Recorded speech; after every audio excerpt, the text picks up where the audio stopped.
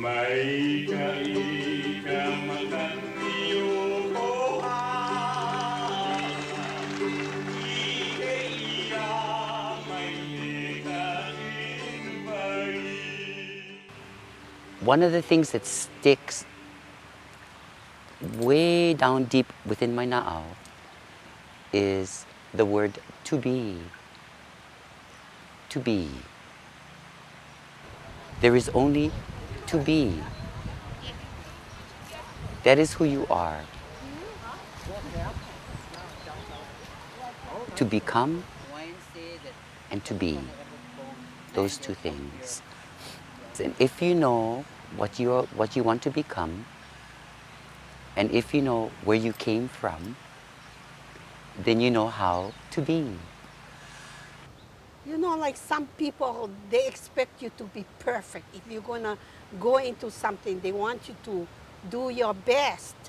And, and that's why I grew up with the idea. If you're going to do something, you better do your best. Yeah, try for the best. That's what we try to teach them. If you're going to do something, however little it is, if that's the best you can Do a good job. because it gives a person confidence, you know. I was a spoiled brat. Yeah. This. And when you get family give you, mom, dad, and you get brothers,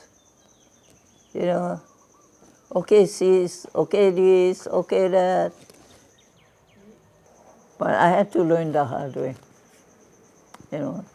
That's why what life is all about, I went through it. See. And now you're trying to teach the child what is and what is not. This is what Ho'oponopono is all about. It's you and what you have in you. See? If you allow them to dictate to you, then you suffer the consequences. Because He created you, and you are a special gift that walked the face of this earth. He gave you all to be a success, not a failure. My mom told me, she said, you have a good boy voice and you can sing. She says, and when people ask you to sing, she said, you just go on. You take it, and you sing it. And you take it in your gut, in your na'au. And she said, and you feel it. She said, and you feel it. She said, then when you get up to sing, she said, and you feel it. He said, the words that come and the feeling that you get there, you strain it through the heart. He said, when you strain it through your heart, he said, then it's pure you. She said, it becomes you. Even if 100 people sang the same song, but your rendition of it is yours because you strained it through your heart. What is aloha? 2 words. Alo. My closest and dearest companion, my alo. Ha. Your breath. The concept of aloha began in ancient times, usually on a deathbed, where a person would call their alo to come to them. And at the moment of death, the last breath is passed from one person to another.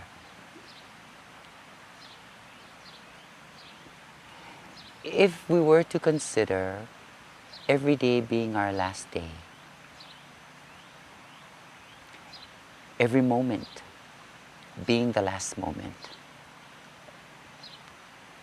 and in parting company, we give that one breath to our po'emau, po'ehoa. If we can live every day with that every moment may be your last, and that the most precious of all gifts is your own life. If we can teach people that that's truly what aloha is, then maybe Hawaii will be saved. There are a lot of unidentified forces around us. And these are the forces that Hawaiian refer to as mana, the feeling of knowing what to do without being told, the feeling of understanding the next person without he telling you what to do, the feeling of feeling another person's feeling, and know that it's pono, it's right to do, and go ahead and do it. If you look first at yourself and try to identify who you are, I feel that you're going to struggle. But if you look at what's already there and experience it, if you take time to let the breeze blow in your face, to dive in the water and taste that it is salty, that it's cold in the morning or when a certain wind blows and it's hot, and you begin to make these relationships with what already is, then finding your sense of self is easy. Everything has mana. Everything. Trees, stones. From a single blade of grass to the entirety of a forest, mana is everywhere. How we harness it, how we harness this energy, totally depends on how in tune we are with everything outside of us. We're taught to work hard and appreciate our environment and learn to eat all kind of food so you won't starve. All you young ones now, you folks be obedient to your teachers, to your parents.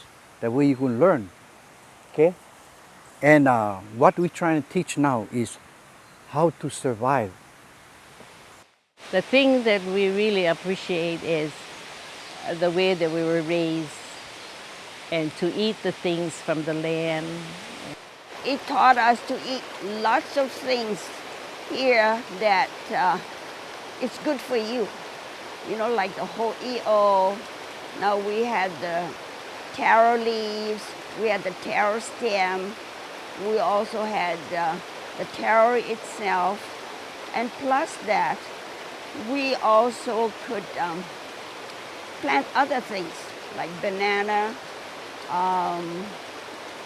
We even made garden on that end over there, and we planted sweet potato, daikon, cabbage, and later on when we had some pineapple, then we planted some pineapple over there too. And that's how we fed our family. People who had wonderful mana as fishermen trained their children. Yeah? You make the proper causes. When you go out, you chant, the fish you want, they're gonna come right near your canoe. And with every fish that you pick up, you thank them for becoming the sustenance for your family just for this day. The Hawaiian style, way back, is to go to the beach and take only what you need. Not to take where, take all what you can, and no more for tomorrow. Go out there and learn from the mother herself. Yeah? Learn from Kane, from Lono, from Kanaloa, from Laka, Hi'iaka. Learn from these functions around us that work totally for our benefit. As long as we work to preserve what they're going to give us in return. Cause, effect. Today we call it the balance of ecology. Scientists call it many, many different fancy Latin things. But all it was to the Hawaiian was just Malama. Malama the land. Malama the wai. Malama the ocean. The whole concept of malama, scientists should just take everything that they theorize and just bring it down to one word. Malama. Because I know this place, I know like my 5 finger. All the roads, all the water from up the mountain coming down to the beach, I know where they come from. It's up to you to teach and make the child understand that he's responsible for his own action. We have to listen to the Kupuna to know the old things, the old ways. Respecting yourself and respecting others. Because if you didn't have yourself, how can you respect anything? I rejoice in having seen the splendor